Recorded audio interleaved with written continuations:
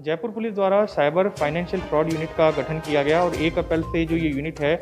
वो सुचारू हुई है। और इस यूनिट में अब तक किस तरह की शिकायतें प्राप्त हुई हैं, कितनी राशि की ठगी की जो है बात सामने आई है, कितने मामले सामने इसके बारे में हम आइए बात करेंगे। डीसीपी क्राइम दिगंत आनंद सत्ते, सर किस तरह से जो ये यूनिट बनाएगी इसके बाद कितने मामले सामने आए हैं सर अब तक? जैसा आपने बताया है 1 अप्रैल से cyber financial crime prevention unit Jaipur आयुक्तालय में जो अभय कमांड है उसके तत्वावधान में क्रियान्वित की गई है। इसमें हमारा पर्पज़ ये है कि जो एमएचए ने एक नंबर जारी किया है साइबर फाइनेंशियल फ्रॉड प्रिवेंशन के लिए, जो पूरे राजस्थान में ऑपरेशनल है 155260।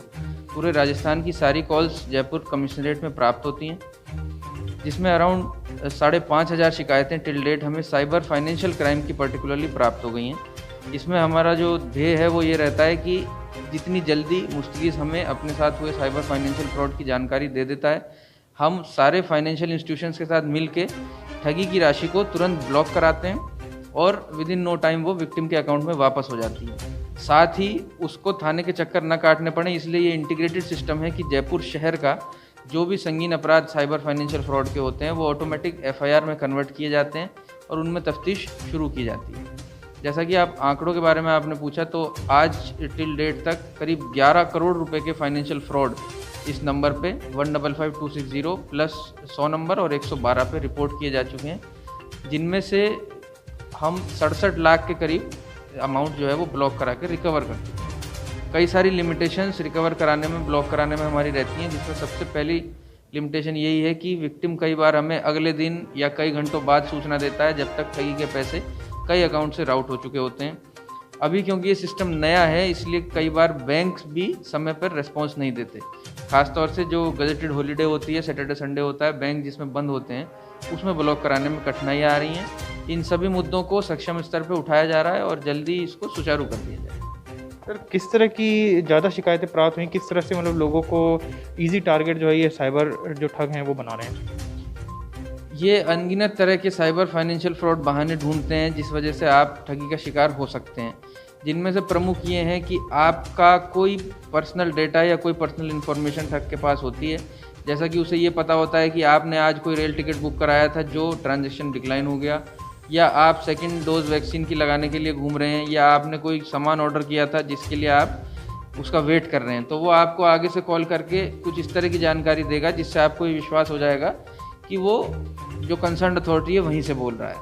कई बार लोग गूगल पे कस्टमर केयर नंबर सर्च कर लेते हैं विभिन्न संस्थानों के, सरकारी गैर सरकारी, जिनमें एक बहुत बड़ी चांस ये रहती है कि वो कस्टमर केयर नंबर गलत हो, वो आपको फेक कस्टमर केयर बन के बात करेगा और कहीं ना कहीं आपसे पैसे निकलवा सकता है। तो बहुत ही सावधान रहने की ज़रूरत है। कोई भी अनऑथराइज कॉल अटेंड करने से पहले कई बार सोचें, और यदि फिर भी दुर्भाग्यवश आपके साथ कोई फ्रॉड हो जाता है तो बिना एक भी मिनट गंवाए आप इस नंबर पर कॉल करें और वो ब्लॉक करने का हम पूरा प्रयास करेंगे। सर इसके साथ ही कुछ ऐसे केस भी सामने आए कि कुछ लोग ठगी का शिकार हुए और उन्होंने नेट पे जो है वो कहाँ शिकायत की जाए उसका नंबर सर्च किया और वो भी एक ठग का नंबर था, तो दूसरी बार भी उन्हें ठगी हुई। ये किस तरह के मामले थे? ऐसे 1-2 केस हमारे सामने आए हैं। जैसा मैंने आपको बताया कि विभिन्न तरह के fake customer care number Google पे सर्कुलेट होते रहते हैं, तो उसी तरह से जो साइबर फाइनेंशियल फ्रॉड हेल्पलाइन है उसके भी कुछ लोग फेक नंबर का शिकार हो गए और वो करना चाहते थे 100 नंबर पे, 112 पे या 155-260 पे कॉल, और उन्होंने ठग के मोबाइल पे कॉल कर दिया, जिस कारण से उनसे और भी राशि ठग ली गई। तो बहुत ही सिंपल है, अगर आपको ये नंबर नहीं भी याद रहता है जो हेल्पलाइन का नंबर है 155260, तो आप 100 नंबर पे कॉल कर लें, 112 पे कर लें और हम उसको रीराउट करके आपकी शिकायत इस फाइनेंशियल फ्रॉड प्रिवेंशन यूनिट में दर्ज कर लेंगे।